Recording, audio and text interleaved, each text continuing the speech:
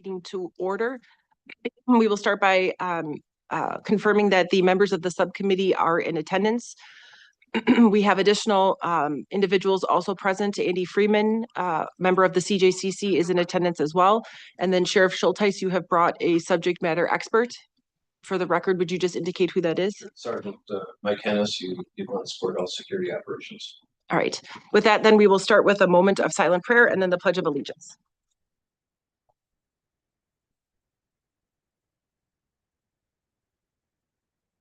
I pledge allegiance to the flag of the United States of America and to the republic which stands, one nation, under God, indivisible, with liberty and justice for all.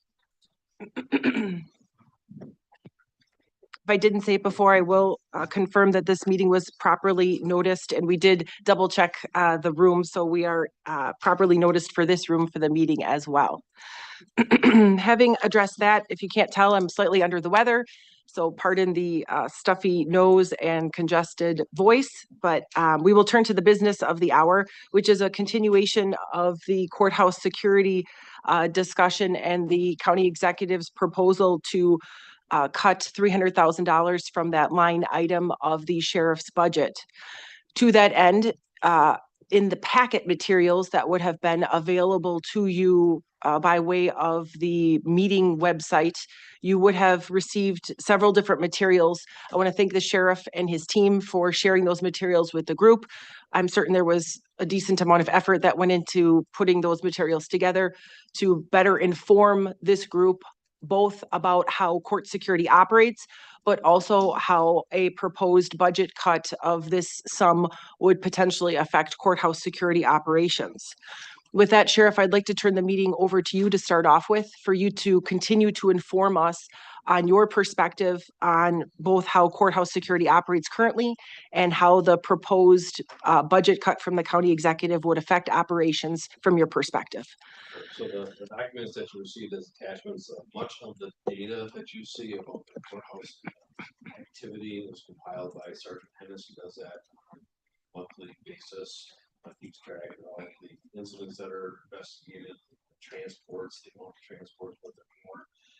The discussion document that you see is kind of brainstorming between the departments and I don't claim those to be inclusive, totally inclusive of everything, because I understand there's a lot more stakeholders in this than just the sheriff's office. And my intent was not to sound alarms and be paranoid, but I thought it would be fair that I would just document the concerns that we have. I will play the hand that I'm dealt. If legislative and executive branch of the county government indicate that this is the way things are done, we will have to adapt. But having said that, there will be some severe changes in the level of service that we can provide to security and the government center in general. So some of the things that I was looking at, a $300,000 cut is about a third of the operational budget for courthouse security. As you can imagine, most of the budget for that type of thing is personnel. That's just that's how the sheriff's office works. Most of our budget is personnel related. So an average, a top tier deputy at top pay for full benefits is anywhere between $148,000 to $152,000. So the equivalent of that is roughly about 2 full-time positions, or it could be a full-time position, combination of part-time pool hours. But regardless, that is a pretty significant change in the way we do things. And the things that I indicated with our current staffing, there's a statutory and constitutional requirement for the sheriff to attend to the court. And what does that mean exactly? It's what level? There isn't a level per se. There are some standards that we try to work with for best practices. There's some Supreme Court rules, which I think is one of the attachments in the packet. And typically, the sheriff's office, we don't overstaff things. We're cognizant of tax levy money and all that it takes to run our operation. We're the biggest tax levy budget in the county. and I'm cognizant of that. But having said that, we're operating below the standards that for the Supreme Court rules and the state standards. To give you, so we have 4 circuit branches here, plus the court commissioner. So we have 5 law enforcement officers that work in the government center, plus the 2 at screening. And Sergeant Tennis, he's the supervisor. He's not really counted. It's 5. He fills in. To give you a comparison, Waukesha County has 12 circuit courts, and they have 22 deputies assigned to the courthouse. I think they also use private security for screening stations. I remember correct. So the 5 individuals that we have working in the court for the 4 branches, plus the all the other stuff is it is below the standard of what is optimal for sure. But we've adapted to that. My concern is when we drop the possibility of dropping staffing by a third again, we're going to affect a lot of the courthouse operations, jail operations. Our presence over in the government center here would be pretty much non-existent. Like I said, I would feel that over that. Thank you. I'm going to pause for some questions for the sheriff, either on the discussion materials or any of the other data that he provided at this time, or on the summary that he's given at this point. I don't have a question, I do have a comment. Go ahead. On behalf of the county executive, I want to make it very clear that the county executive is very apparent in his objective in proposing an executive budget that does not increase the levy. And this portion of his proposed budget identifies a $300,000 reduction in court security. That's in conjunction with $2.7 million elsewhere that have been reduced in order to introduce that executive budget with a flat levy. From his perspective, that $300,000 reduction does not have to come from court security. However, we do need to find a $300,000 savings in an effort to introduce that flat levy executive proposed budget. So just to be clear, it does not have to come from court security, but we have to find $300,000. Who is the we in that? I think all of us, we're here today as CJCC to discuss court security and the reduction of that $300,000. The cabinet and the executive have worked diligently to try and find those resources to introduce that budget.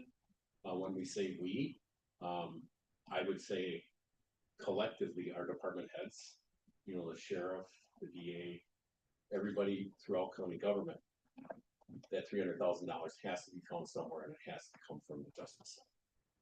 So that's the objective. Okay. It does not have to come from court security. Okay. Okay. But we have to work towards that objective collaboratively.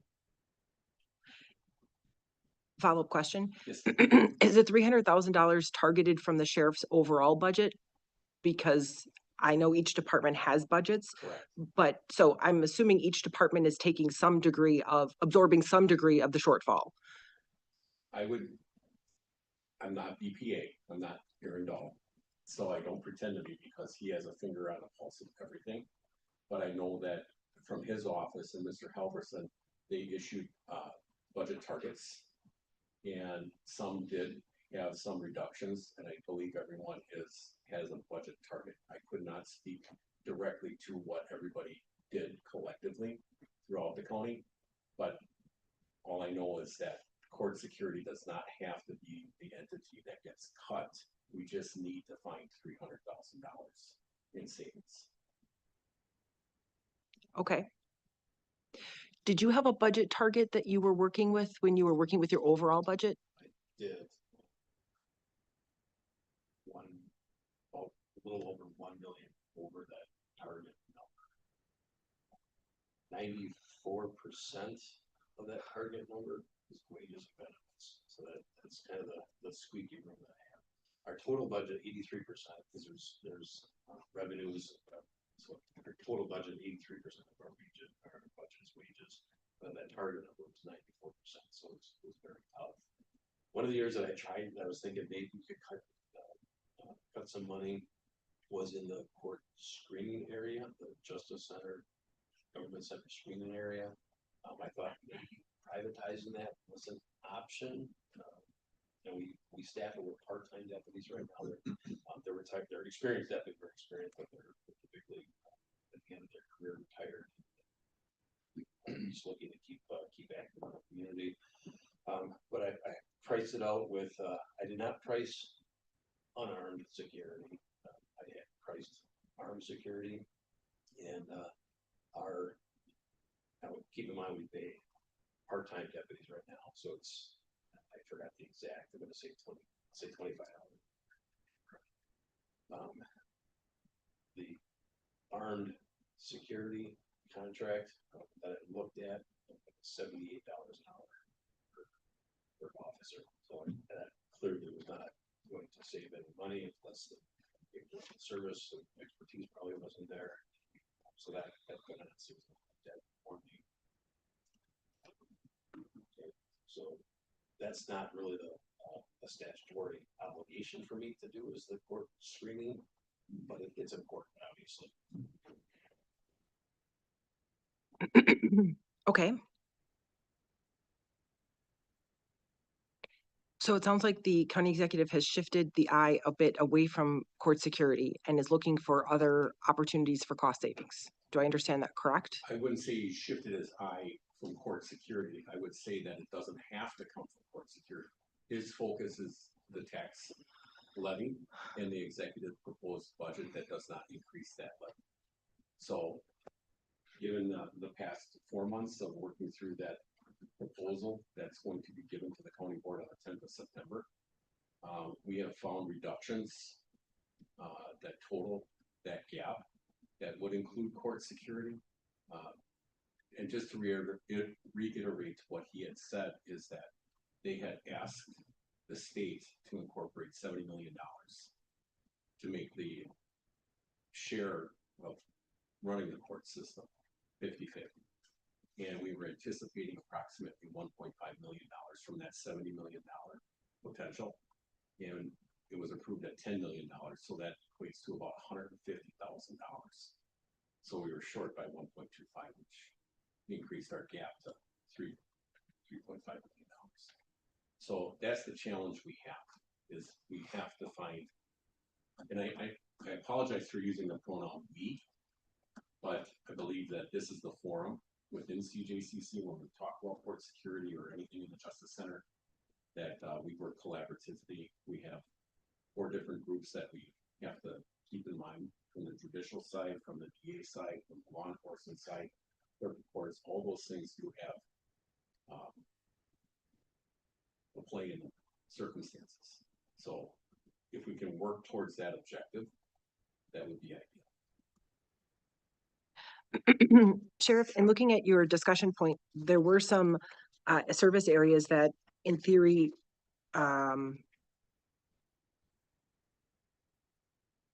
you thought might be available for cuts if it would reduce the hours necessary for court security. Excuse me. Some of those that stood out to the court, at least to me, that wouldn't have impacted court operations or the security of the courthouse included, for example, these money and bank escorts. Could you speak to those?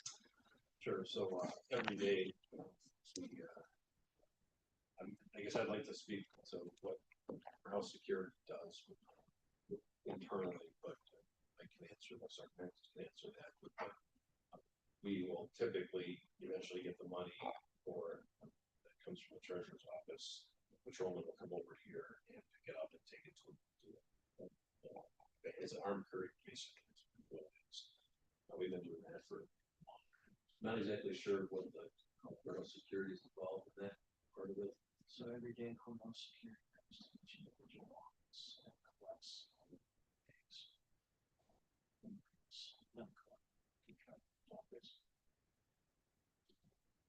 And then I'm not sure how that would be accomplished if staffing was reduced. Okay. Do you have any other thoughts about ways in which there could be cost savings that stand out to you if it doesn't specifically focus on court security?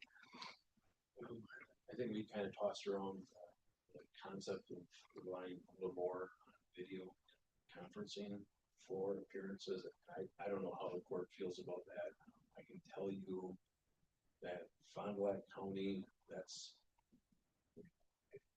perhaps be able to speak a little better to that, but I believe that they rely completely on video conferencing for initial appearances, even if they're in custody in the jail. Fond du Lac County, that would conceivably lessen the amount of security needs in the courtroom during that time. We talked about a large percentage of the warrants that we pick up, and I was trying to get an exact number, but Catherine was having a tough time to put it out.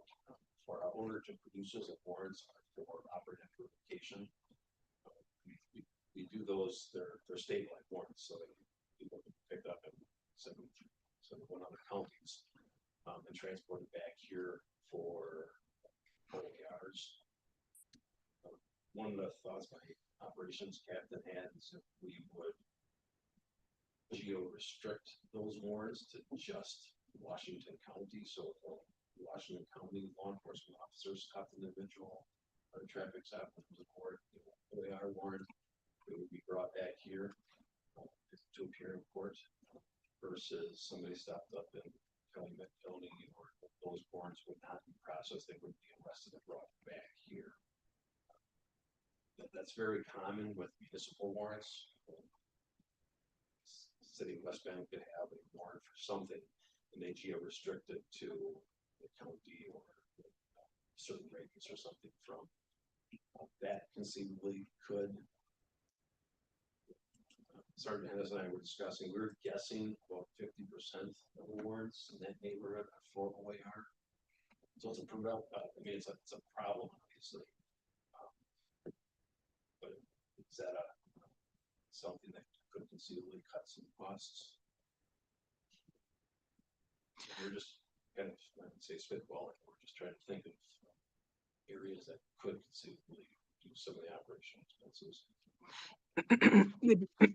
You had mentioned the warrant issue at the full CJCC meeting, and to that end, I had asked you to pull the transport records and data.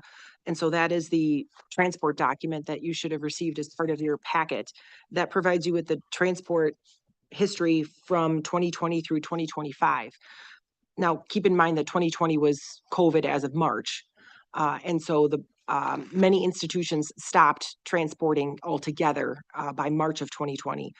For purposes of Washington County, we opened for business largely in 2021. So the court system became operational relatively quickly in comparison to other court systems across Wisconsin.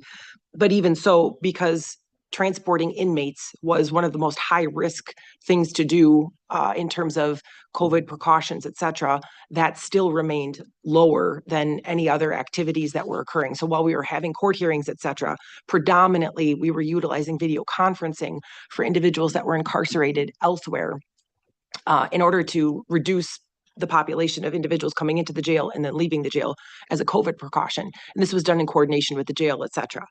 So when you look at those data points on the transport types, you're looking at, first off, these OTP writ pickup and OTP writ returns.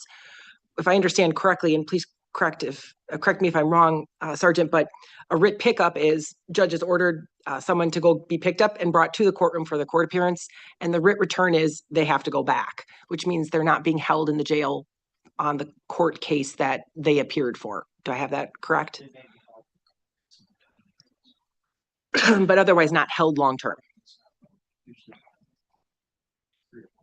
So they need the trip back. Okay, so that's what those account for. It's essentially a round trip charge associated with those cases for an appearance in a court case. Are those possible to be done by video? The answer is yes. By statute, a defendant can object and require an in-person appearance. I think those circumstances are few and far between. Most individuals who are incarcerated elsewhere prefer not to be transported. It is not a pleasant experience. They do not enjoy the transport experience. They do not enjoy having to change facilities. It's a long explanation, but the gist of it is the overwhelming majority of individuals who are either temporarily or otherwise serving a sentence in a different institution do not want to be transported. They prefer video appearance. So I think this is an opportunity to drive down that transport number and decrease that transport cost in that category. Very realistic. We do have the equipment in the courtroom to accommodate those video appearances, and we use it regularly. So I don't see a reason why that would not be achievable. We have on occasion had objections from the DA's office, objecting to defendants appearing by video. By statute, both parties have to consent, the defendant and the state. And so the district attorney's office would need to take the position that they support video for reasons that align with the mission of this particular goal, and refrain from objecting in cases where the defendant agrees to appear by video. But I think you could look to numbers closer to 2021, perhaps numbers even better than what we saw in 2021 for those transport OTP writ pickups, OTP writ returns. What that translates into savings, that would be the work for the sheriff. I don't know what that means in terms of how you readjust a contract for those services. The sticky part is because of finding budgets. I just signed a contract for 2 years with Ready Transports. We use, so I just signed a contract with them for 2 years. Now we reduced the contract. It's about 1,000 transports a year. We looked at it. We thought we could reduce it for the next couple of years. So I think we reduced it to 954 transports, which saved us about $12,000. But we're still at 2026. We're paying $201,000, and 27, so 2.5% increase to $206,000. I signed that contract, so I guess I would. Ready Transport have been very good to work with, so maybe they'd be willing to work with us again. But I did put my name on the contract for next 2 years. So that's a hurdle. It is. But is that a hurdle you're willing to attempt to jump over? Yeah, absolutely. Okay. I think this is an opportunity. I don't know what it translates to, but what I can tell you, Sheriff, is that if in discussions we can come up with a target number that needs to be hit. So my understanding is the contract is written with a target number for the year. And I don't know what happens if you exceed it. We get charged per transport. Okay. And it's, Sure. It gets much more expensive. Okay, so this is not foreign to the court system. We have other services that are provided to the court system where we know what our allocation is for the year. We monitor it and we have to stay within our bounds. Okay, so we can do this. I have thought through some procedural mechanisms that we can put in place to monitor the OTPs to ensure that we are using them within those bounds and to have a plan in the event that things are going the wrong direction. But just in the review that I've done this month, since this discussion has started, there is room for significant improvement in this area. We are producing people, I think, to produce people. And what I mean by that is my general practice is everybody appears by video unless they ask to appear in person. I don't know that's the practice that's happening everywhere. And so I think there's room to switch to that practice, which will drive these numbers down. So we have to pick a reasonable target and then monitor it to make sure that we're hitting the target, which I think is achievable. What that translates to for contract dollars, we have to get to. I guess just an accounting issue. These questions is that our prisoner transport costs is an operations budget right now. It's not part of court security. If that savings we're able to maximize that savings. I'm not sure if you include that in the part of the 300,000, even though it's not in The security budget per se. It's not operations. Right, so I'll try and do my best, Aaron Dahl. But if we can find savings anywhere within that $300,000 target number that we're trying to achieve, I think that's extremely beneficial going forward for the executive. This would be the messaging of it doesn't have to be from the line item of court security. It just needs to be some level of savings that can contribute to the $300,000 target. Sure. Okay, so if this is coming out of the transport line item, it would still achieve that goal? From what I understand, yes. So I think step one in that is finding out whether Ready Transport is willing to have a conversation with you about that contract in light of the current county budget challenges. Yeah, I can start that conversation. Seems like the first step. I'm a little hesitant because they worked with us to reduce it to begin with. But we'll do our best, absolutely. The second thing you mentioned were geo-restricted OAR and OWL warrants, which is the third line item you were referencing on these transports, which are these warrant pickups. So just to better educate the group on that, when a court issues a warrant, it can be in a number of circumstances. It can be when a person failed to appear for their first court appearance, which is the initial appearance, or it can be for any other appearance thereafter, right? If you fail to come to court, the court can issue a warrant. And it can be for any case type, any criminal case type. It also can exist in some family cases as well, in some contempt actions. So what we don't know in this warrant pickup category is what case types the warrant pickup is occurring for.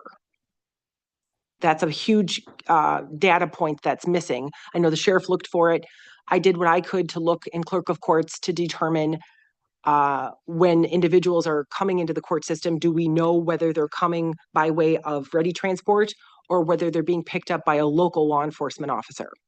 And the distinction is if they're picked up in the county by a local law enforcement officer, there's no cost to the sheriff because another police agency is bringing them to the jail on the warrant.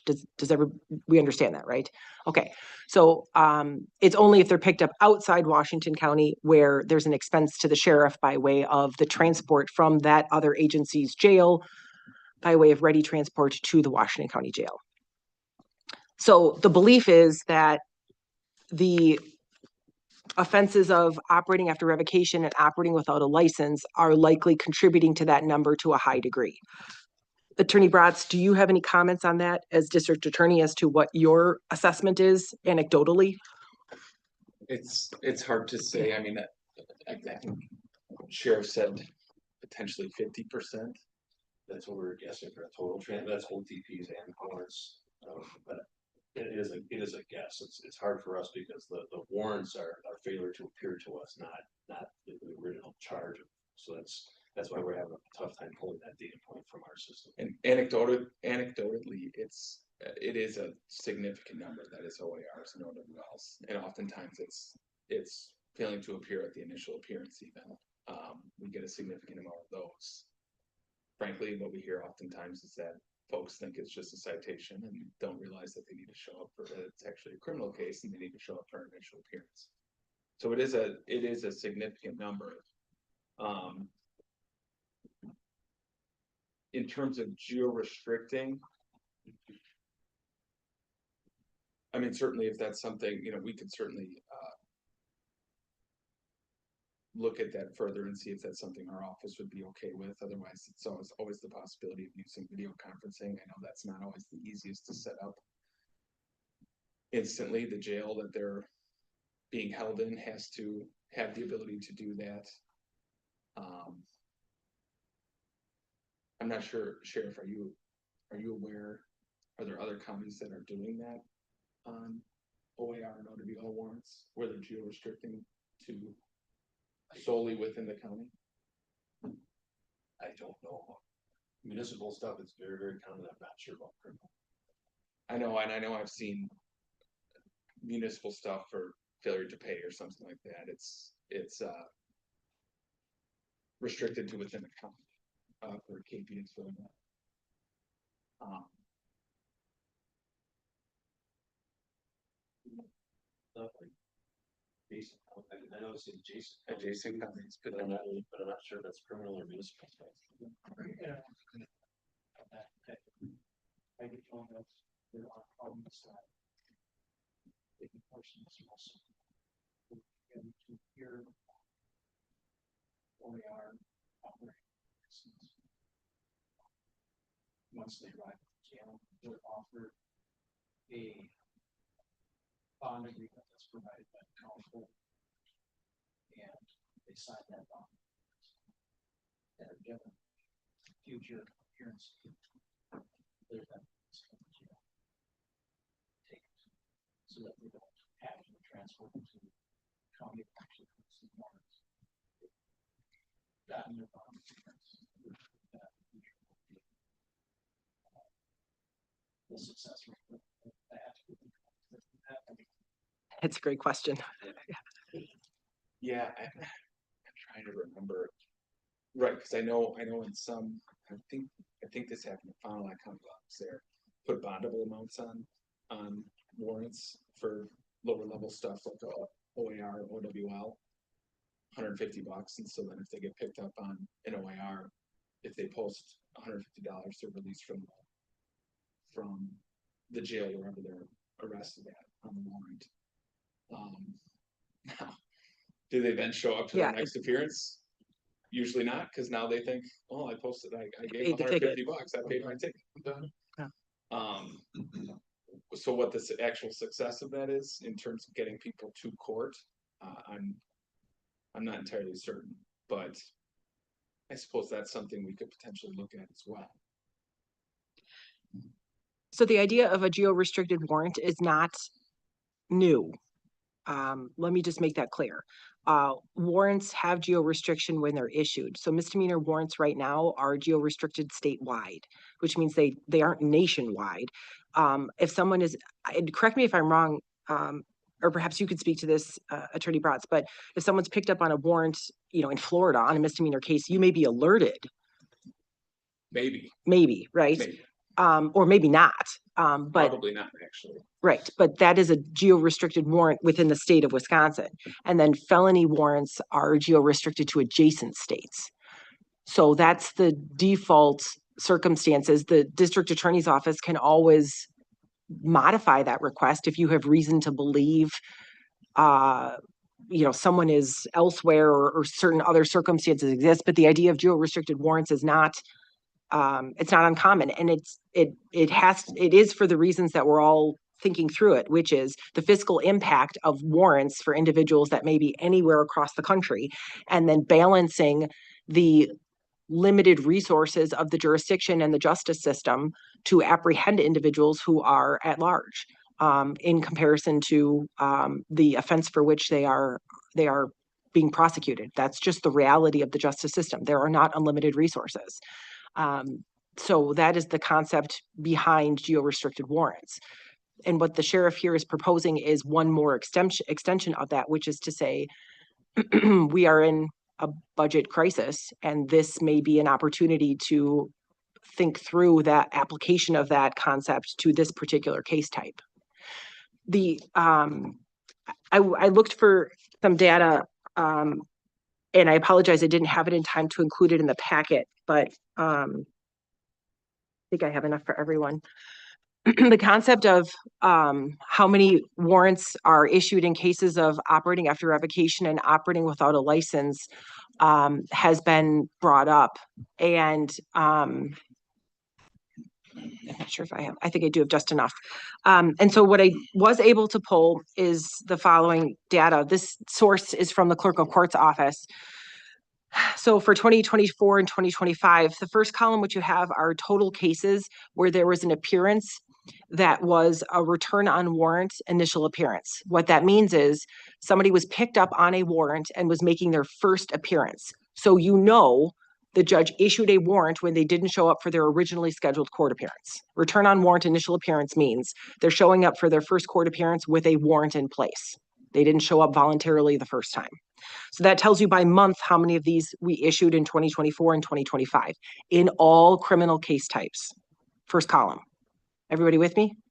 All right, second column tells you how many of those were in OAR and OWL cases, where that same month we heard a return on warrant initial appearance for OAR or an OWL case type. OAR is operating after revocation, OWL is operating without a license as a criminal offense. And then I did the math,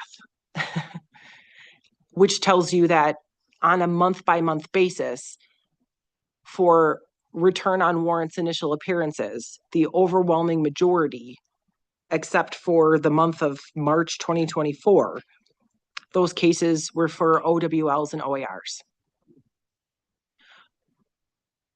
What's missing from this is whether they came from in county or out of county, because I can't get that data. Which I haven't found anybody who has it. We just don't collect it at this point, which is something to consider for future data collection. But I think the inclination from the sheriff, from the DA, from Sergeant Hennis, that we are issuing a lot of warrants in these case types, and we are hearing a lot of return on warrants in these case types is accurate. This data tells us that. I just don't know whether they're coming from in county or out of county. I have to think there are a number of these cases that are coming from out of county and driving up those warrant returns.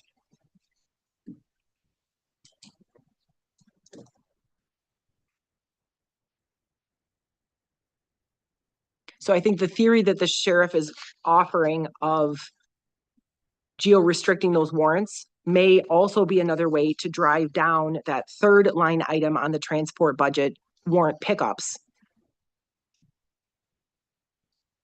significantly. How much? I don't know.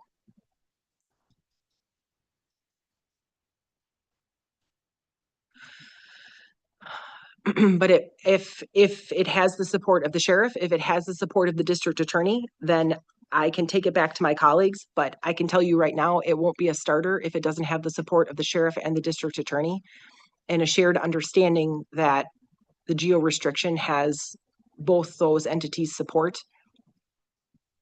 It does, it was broached by my captain a couple of years ago, so I thought we had a big for it all, so it does have sheriff's office support, but I just didn't know the other stakeholders.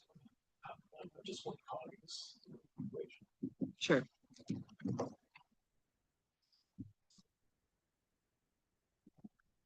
Not completely opposed to it.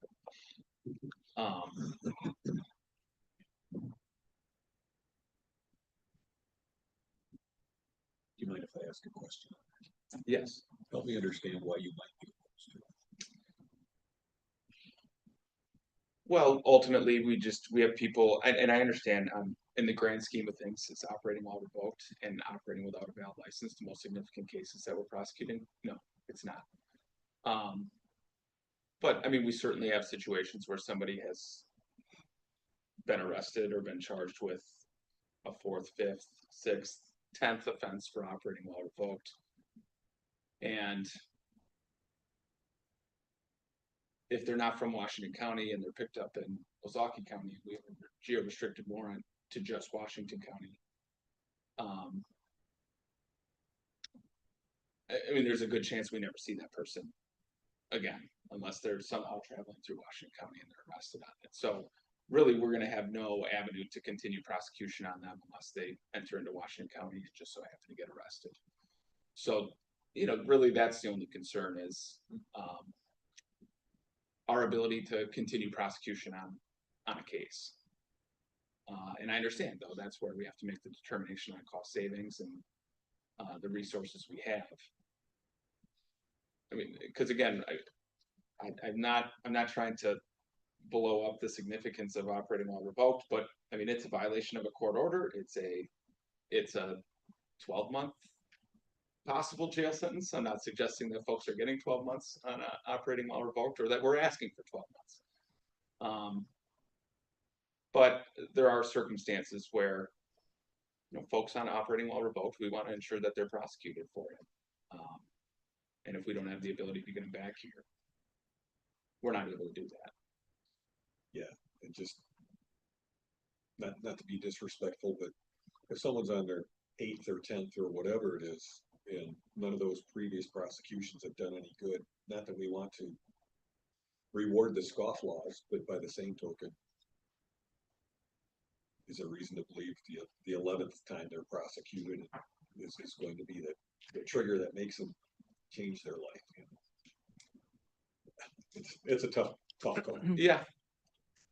And those are, those are some of the determinations we make within our office and recommendations that we make if they plead guilty to the charge. Are we going to recommend jail? So that's my only hesitation. Okay, thank you. Do you think those cases are the exception or the norm?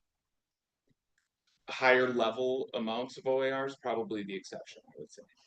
So if I told you that the highest number of misdemeanor cases that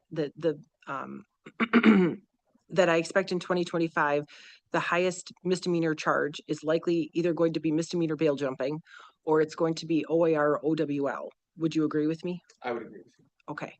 So if we know those are the cases that are filed in the highest numbers statistically for the year, and that of those case types, those extreme situations are the minimum, you could still pursue a warrant that is not limited to the county geo restriction in those circumstances where you have reason to believe there is cause to pursue this 8th offense OAR person outside Washington County if you believe it merits that, right? Yes, and that's a good point, Judge, because ultimately we're in court, or one of my prosecutors are in court, and somebody doesn't show up.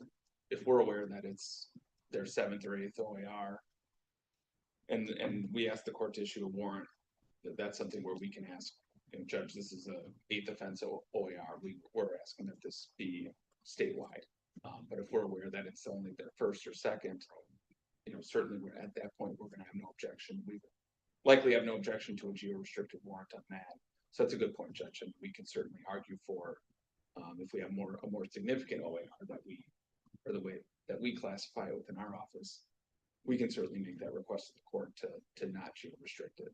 I think that gives you that opportunity and still addresses the overwhelming vast majority of these cases which do not fall into that particular category and yet still drive the misdemeanor dockets in the court. These case types, in addition to what I think, if I am ever able to get the data on which county they're coming from on these warrants, I am fairly certain that the 2025 data will show what the 2024 data showed, which is these case types, OARs and OWLs, are in the top 3 misdemeanor charges charged in Washington County. Misdemeanor bail jumping, OAR, OWL.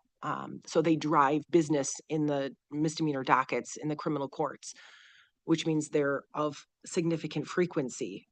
That's telling us something about it. So that I think is a avenue that your office can pursue in those exceptional cases, which are very, very rare. Just a real quick question, but do you happen to have the names of the individuals in that last column? I don't, but I think I know who I can get. I think I know who I can ask to get it. There's somebody at the state that I think I can ask, but the number of times that I ask this person for data, I have to play my favors carefully. Let's just put it that way. So the number of times that I ask this person for data is, I was just but- thinking that if we just spot check those, if I had Right. the names for people of Yep. 20, I could look at those 20 bookings. and Yes. actually see where they came from. yes, correct. That's exactly where I'm headed, Sheriff. So yes, I think I can get that data. I can. I just held off on playing that favor card with the gentleman at the state who would potentially get me that data. But yes, we potentially could. I think the data indicates what we all highly suspect, though. If this flipped upside down and told us that the majority of these individuals are Washington County residents, it would shock me. I agree. So that would then, in theory, potentially drive down that warrant pickup number, I think, significantly as well. How much, I'm not sure. That is something that we'd have to work through the numbers on and come up with a realistic target and then work to meet that target. When I look at the rest of those categories, the JOC new to prison, to be clear, that's somebody who's sentenced to prison and then transported to the prison system. That is very difficult to that's difficult to make any adjustments to or to otherwise quantify. The juvenile dispo orders is so nominal that it's not meaningfully, it's not meaningful. The mental commitments are the competency cases, which are a very, very small number. And then the mental pickup and mental returns are the chapter 51s. Those are also very low ability to control by the court system. That is far more related to behavioral issues in the community than anything else. So from looking at the transport types, the three categories that, well, two categories really that I think the courts can really contribute to addressing would be those OTPs and then the warrant pickups, assuming that there is agreement on warrant pickups from the DEA and the sheriff as well. Thoughts? I'm in agreement with the geo restricting the OAR and nobody else. We've convinced you? You've convinced me. And part of my thought process too is I understand you gave an example of Ozaki County. If they're operating OAR in Washington County, probably operating OAR in Ozaki County well, so they're gonna run into the justice system in Ozaki County. They get stopped, they get stopped, yeah. At some point. Yeah. Dane County, Milwaukee County, not saying it's right, but I'm saying they're not gonna just drive OAR in Washington County. So.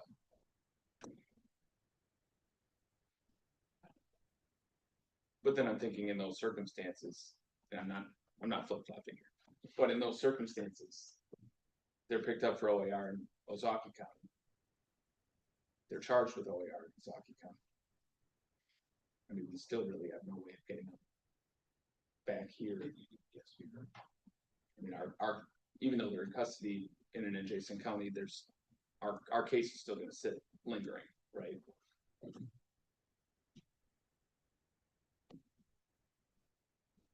But that's where potentially, I mean, it's just like Judge has alluded to, we have a significant amount of these cases, and to potentially have to go into every single one and see what county they reside in and keep track if they got picked up in Ozaki County on another one, and file a request to the court to ask to modify the warrant to adjacent counties.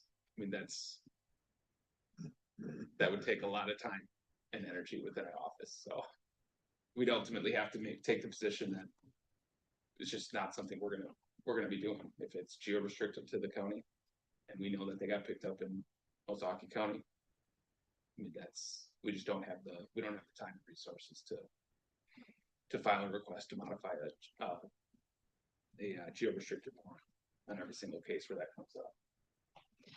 Keep in mind that a person who is serving a sentence in the prison system with an active warrant that affects their status in the prison system, so they automatically have a motivation to clear that warrant. So we frequently get requests to have a return on warrants for individuals serving prison sentences or potentially incarcerated elsewhere because they need to clear that warrant in order to address their status. So there's that advantage to getting the warrant cleared. That is just by way of how the institutional systems operate. So that's of benefit. Additionally, I would assume that every time there's a police contact or a jail contact or even potentially a court contact, I'm assuming someone's going to make that person aware you have a warrant elsewhere, go clear it up. I mean, whether that has a meaningful impact or not will be, time will tell. That's, I think, ultimately the best outcome that might be available in these types of cases. It's prioritizing limited resources. That's just the reality of it. Yeah. If someone has a question, they can-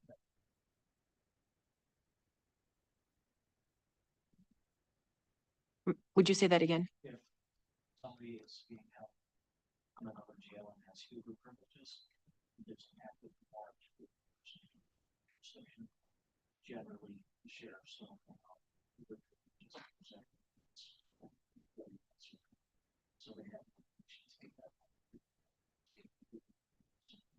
Thank you for mentioning that. So there's another built-in incentive to clear warrants. So I don't for a couple comments. I think, and not immediately to this point, but I think this is exactly the reason the CR committee is so necessary, because we are having, conversations that may not have occurred previously, and even the subcommittee was necessary, because when you have a larger group, it often stifles conversation as well. So I think this is very worthwhile. A couple things that we haven't addressed. I think all these ideas are great. My concern is that they may not have an impact quickly enough to affect the budget that needs to be enacted yet this year. I think in the long term, these are all great ideas to pursue. The other concern I have is we've been talking about operations, and granted that's fair game. Are there any areas strictly within courthouse security that we could make changes? And then another question is, do you as the presiding judge or any of the other judges have any influence with the state to push for better funding in the future that might help alleviate some of these problems going forward? I'm not sure what kind of relationship there is between the judges and the purse strings of the state, or if it's kind of separation there as well. Sure. The budget, we'll take those in turn. The budget impact, I think, is contingent upon whether the sheriff has the ability to revisit the contract with Ready Transport. Do I understand that correct? Yes. Yeah. So, I mean, if their position is no way, no how, we like the ink and we're good to go, then you're bound, I assume, to the next 2 years according to the terms you have set. I just signed a contract in March. So I think we start there. And if, and that's going to determine whether or not this has any viability to save dollars in the current budget cycle. So I think that answers that question. Yep. Does anybody see it any other way? One thing I'd like to add is EPA and the sheriff's office may not be completely on the same page with the amount of personnel that are assigned to different cost centers. EPA indicated to me that they have, this is pretty significant, a vacancy in court security. I know I don't have a vacancy in court security. We've had the same level of manpower since 2013, and the program changed. It's three full-time, 2 part-time. But one of the EPA staff indicated, no, you have a vacancy. It's that they have it slotted as a beginning deputy. So it's like a total of $116,000 to $110,000 or something like that. So if that's true, we might have $110,000 savings on paper. That I know we don't have a vacancy, but they indicate that cost center does, and so that might be some good news that there could be $100,000.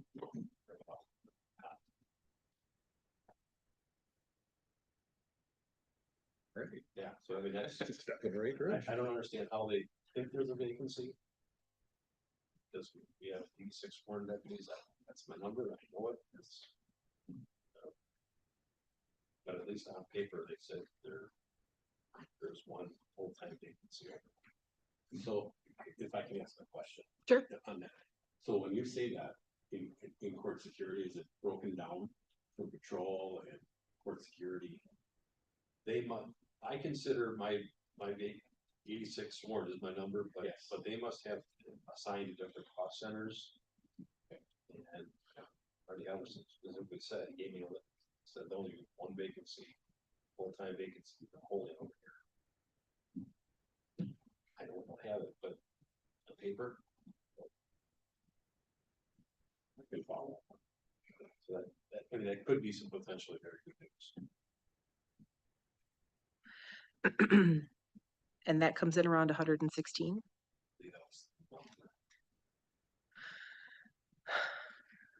Okay.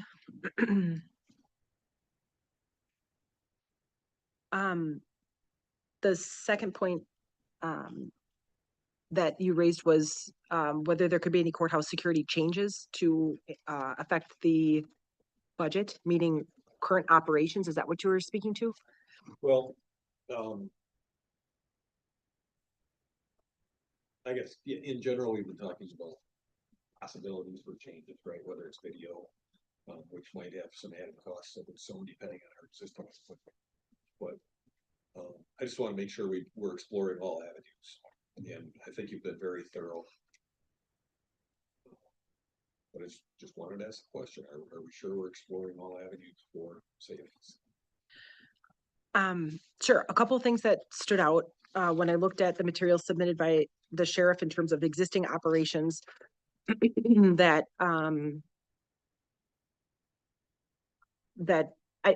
again, I don't know how it translates into budget dollars. That is not my area of expertise, but in terms of operations that I know affect the budget, one of which is the money in bank escorts. So that is not a court security feature. That is not a court security function. It appears to be an ancillary service that is being provided as a courtesy. So if we're going to cut something in order to reduce hours, manpower hours, so to speak, that appears to be an area of opportunity. And then those responsibilities will simply return to those departments in order to accomplish those tasks. Two, when I looked at the idea of fewer deputies to perform the existing court operations, that is a theory you could implement. Here is the downside of that, which I can't quantify at this point.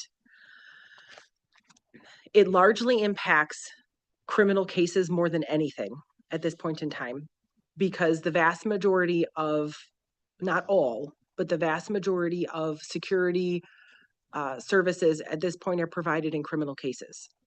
We've seen a 25% increase in criminal filings this year thus far, which means we have more cases coming in than we had the prior year.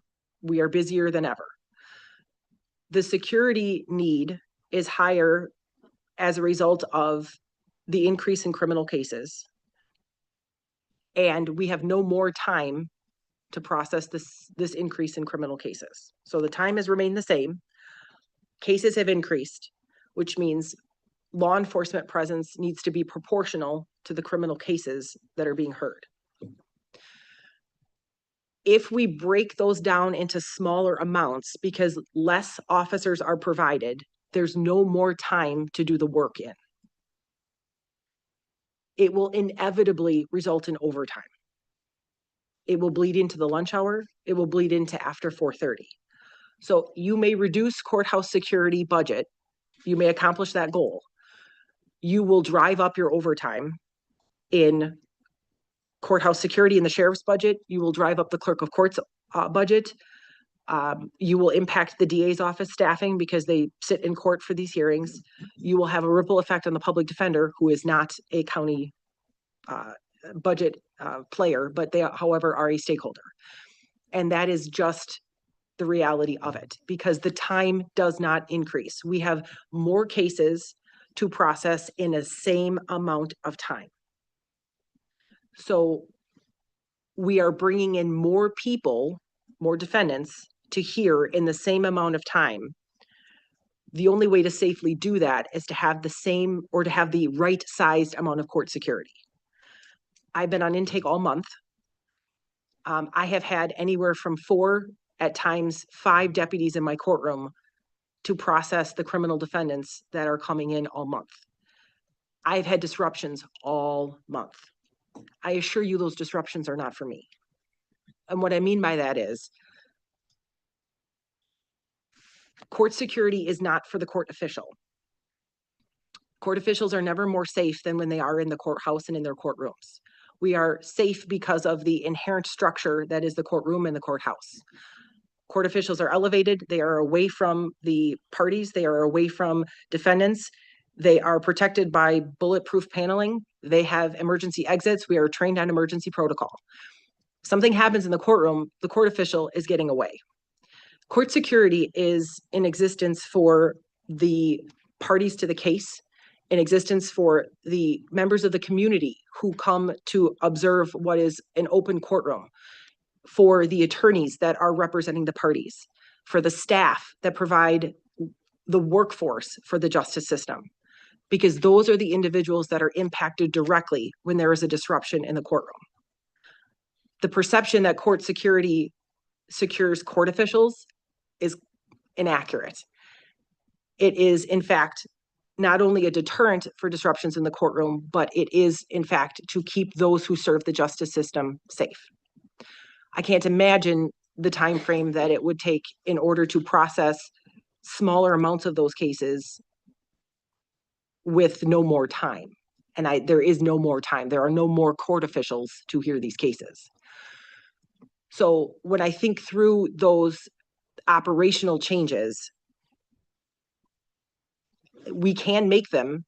I think you will see the ripple effect that will drive up over time in those other budgets, which will be an unintended consequence that may cause a budget challenge at some other point, which I can't speak to, but whatever it hits, it hits.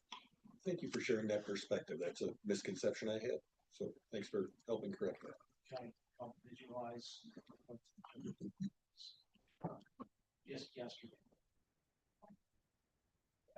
In the afternoon, we have one court that is in session with a convention. So we have to have one sort of thing. At the same time, we have a restraining order being put.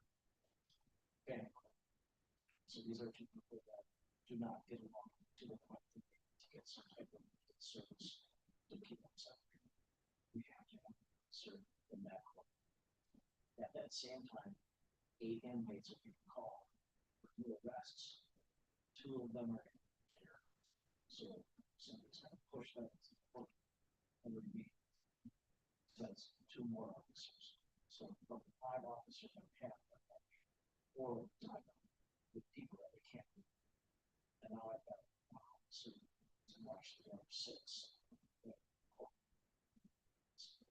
So you quickly see how manholes melt when you start looking and have not even family court. Thank you. But I think that's, and I don't want to speak for County Supervisor Schwab, but you mentioned the 8 inmates being brought up on new arrests for custodies at 3:30. And I think this is something Sheriff Schulteis mentioned is if we did video conferencing from the jail for initial appearance on those 8 new arrests, what would that then look like for the sheriff's office in terms of? I can't speak for what the jail would have to staff, but for us, it would be minimal staff. Maybe an officer to monitor the gallery. Because we have gallery, right?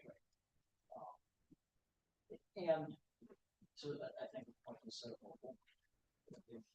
If we bring over 1 or 2 inmates at a time, you're going to need to start hearing what's new best. And you won't be done until 6 o'clock at night.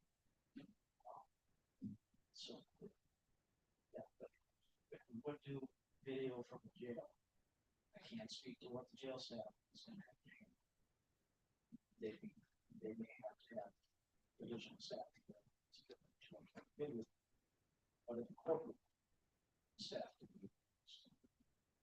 Which to that point brings up the concept of, can any of these hearings be done with the defendants not moving from the jail to the courtroom? The answer to the question is, in theory, that's a discussion point. That results in then a staffing shift from the court security in the courtroom to the jail staff providing that same service in the jail. I cannot speak to the staff in the jail. There was a point in time when that was used as the operation during COVID in order to avoid people coming into the courtroom and avoid people passing each other and having contact.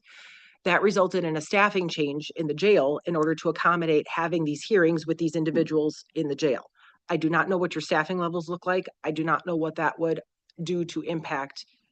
I don't know whether we're just shifting a cost that exists from court security to jail or whether we're saving costs, right? We're looking to save. So can you speak to that? I guess I'd like to speak with Kathleen about if that's something that we're seriously considering to see exactly how that would impact. And it certainly would. But they're confined to the facility there, so it's probably not as labor intensive as over here. I guess I don't want to speak to on behalf of him, but it's important. As we consider that, as we consider the judge's time. I'm assuming you need a little bit of time between appearances. So at one point I had the thought of, does it make sense to have two video setups where you can deal with one and then deal with the other, but probably the time between changing those who are appearing, you need that time to shuffle paperwork and get to the next file and review and stuff anyway, so two setups is probably unnecessary. I don't know. No, no. So, the pace at which I'm looking at Attorney Bratz, the pace at which I move through these cases, I think would surprise you. Okay, good. So, yes, there's a lot to cover in these hearings. There's a lot to get done. And I don't think it's the pace that's causing an impact. I guess we'll put Okay. it that way. No, and my only yeah. thought was if we had two where we could have one person swap them out while you're focusing on one, then the other, just keep things moving, but I don't think that's a logistics question we don't need to Yeah. discuss this morning. I don't think that's it. Part of the concern about the video appearance from the jail is it prevents the defendant from being in person with their attorney, because the attorney is not in the jail with them. That was a necessary step when COVID was in place. I expect pushback from the defense bar with regards to those initial appearances and not being present with their attorney. The other thing that often happens is when they're sitting with their attorney, they have the opportunity to have side conversations that address a number of issues that make the hearing less challenging. So a defendant who may be somewhat disruptive or argumentative, an attorney sitting next to them can decrease that. We have to address a preliminary hearing in felony cases.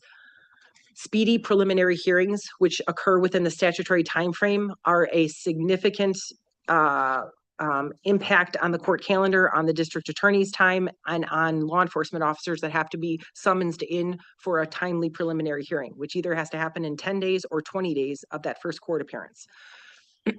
Defendants who don't have the opportunity to speak to their attorney about whether to demand that speedy prelim, statistically, are more likely to demand it because they don't have the counsel from their attorney to say, this is to your disadvantage to do this on a timely basis. So we see an increase in speedy preliminary hearings when they don't have the opportunity to confer with their attorney. The ripple effect from that is we then have more prelims where the district attorney's office is coming in for prelims, where they may or may not have a lawyer sitting with the defendant, and we're pulling officers off the road to come in and testify at prelims. So I have that concern when we separate the defense attorney from the defendant who's then by video. Oftentimes that conversation about the prelim, that conversation about bail, that conversation about other information is happening actively in the courtroom while I'm doing things, while the prosecutor's doing things, and there are intangible values that come from that you can't get when those parties are separated from each other, when the lawyer is separated from the defense attorney. So will there be ripple effects? I think yes. Do I know what they are specifically? No, but we saw them in COVID, which was increase in preliminary hearings, increase in timely preliminary hearings, because defendants didn't have that person sitting next to them providing them counsel. That was one of the most frequent consequences. Attorney Bratz? One thing I'll say, judges, and again, I'm speaking from my time in Fond du Lac County, and this would be something that I'd have to talk to sheriff about, or everyone would have to talk to the sheriff's office about on their capabilities. So in Fond du Lac County, all all custody hearings were, I shouldn't say all custody initial appearances were done with the inmate or defendant in the jail. Public defender's office or somebody from the public defender's office was actually in the jail on video conferencing with the defendant for the initial appearance. I don't know if, and so then they were able to In the room with them? in the room with them, yeah. And then now it's a different way things work in Fond du Lac County than we do it here, but they would have an opportunity to mute video conferencing and have a discussion about the prelim right there. Of course, I'm not sure what, if this is the direction that we wish to pursue. I don't know how public defender's office would feel about that. I don't know either. I don't know if the jail is comfortable with having attorneys sitting in a room with defendants or what the security risks are there. But that's how it operated in Fond du Lac County. So they did have, the attorney was sitting right there with the defendant for the initial appearance. But I don't know the inner workings of the jail and how they process that. They were doing that by the time I got there. And I didn't note Judge Leach as a subject matter expert, but I see him in the room here, and I know he worked in Fond du Lac County, and so he might be able to provide some insight on it as well. But that's just how it was done there, and I thought it worked fairly well. But Adding that to my to-do list to inquire. okay, Something to ask about then. Yeah.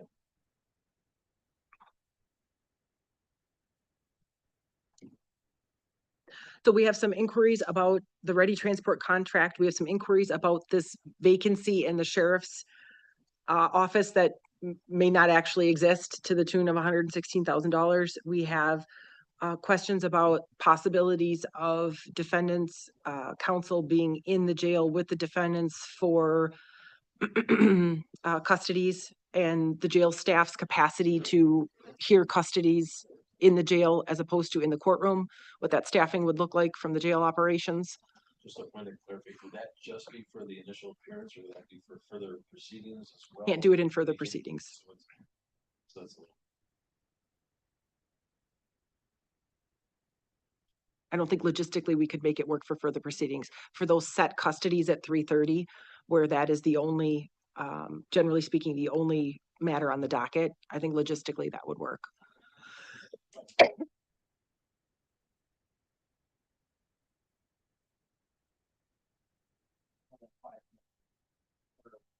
That comes down to is there any discussion available in that ready transport contract, right? Yes. So that's the first point, which is ready transport willing to talk. Looking into the vacancy, having conversations with the jail about what their staffing capacity is for custodies by video at 3:30 with defense counsel. I should probably talk to the public defender.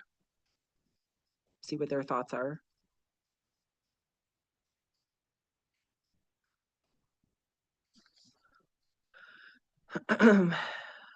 Anyone else have any other ideas about how to generate $300,000?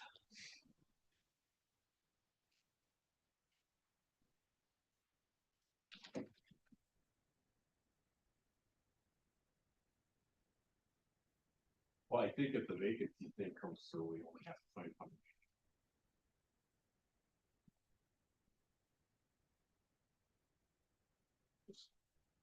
Be good news, right? I just don't see the vacancy, but not counting.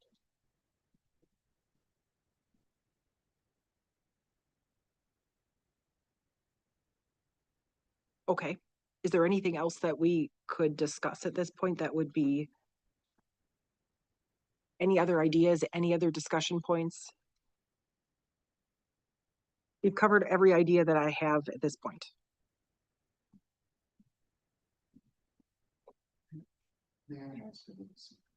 Sure. Process.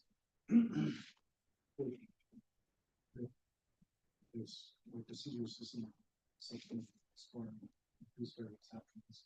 I'm not sure what it sounds like from the timeline. The budget timeline, it seems like some of these items may recently take, you know, really to think about, the exact amount of savings or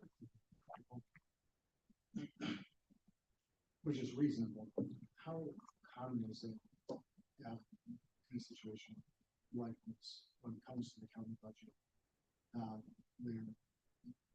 Is there ever the ability to say, we're exploring these options, here's potential estimated savings, request a one-time continuation of the current budget in a specific area for a specific purpose, with plan reduction in the problem?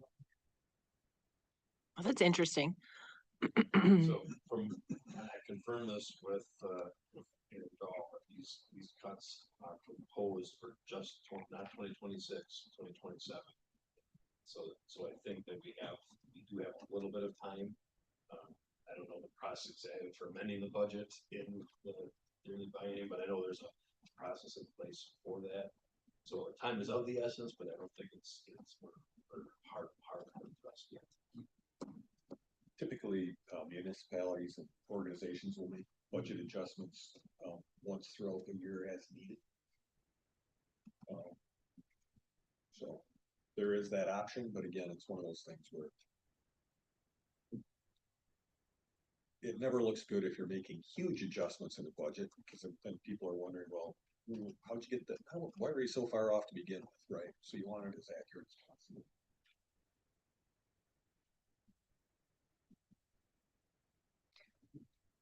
So the 300,000 is to the 2027. That's specifically what I asked Aaron Dahl. He said, yes, that insurance staff was aware.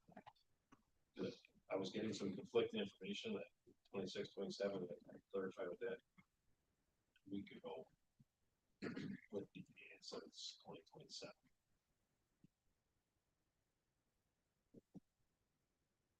Maybe if you want to confirm, but he literally, That's my understanding too, but I'll confirm that. Okay. Okay. Plan reduction.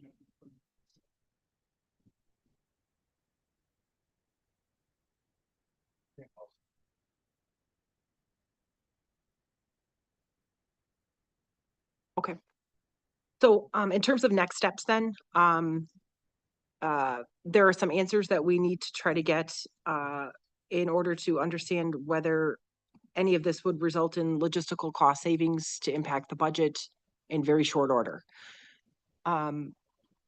Sheriff, predominantly, these seem to lie in your area. I have great transport contract, conference and shift, that was discussion with how that would affect jail, public defender in the jail. And just to confirm with DPA with the vacancy that was told exists. And And Dave, 2027. You're gonna look into that vacancy issue as well? Okay, so then how do we want to communicate this information with each other so we have some understanding as to whether there's any logistical options? Can we email as a group if we're a subcommittee? No, That's what I thought. Kids, can they send it to me? Send it to me, I'll send it to Brad, he'll send it to the rest of you. fair enough. Okay. That'll be how, we'll put all the information together and then Brad will send it to the rest of you. But send it to me, and we'll start there when you have your answers. And then I will reach out to the public defender, get their perspective on sitting with defendants. We need to be able to quantify it though.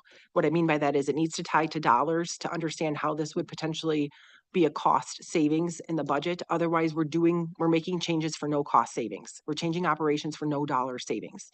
So we have to be able to tie that to a budget impact. That's my biggest concern is if we're upending all these operations, I want to make sure that we are able to tie it to a fiscal impact that accomplishes this goal. If I'm going back to my colleagues and saying, change the way you run court, I need to give them a why. Okay. All right. Anything I've overlooked? Nothing comes to mind. Thank you. Okay. From anyone else, anything I've overlooked? No. Okay, then we will adjourn at this point with no additional meeting. Oh, I'm sorry. Yes. I'm over looking at everything. I just want to express Supervisor Schwab's comment is exactly the point to CJCC.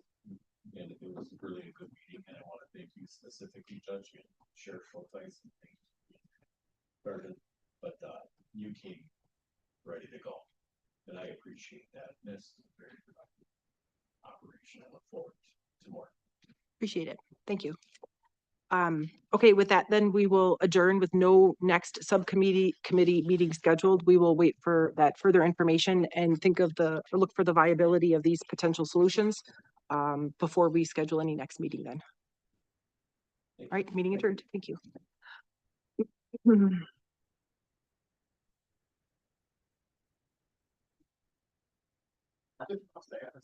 All right. have fun. Where's that? Yeah. Forgot to-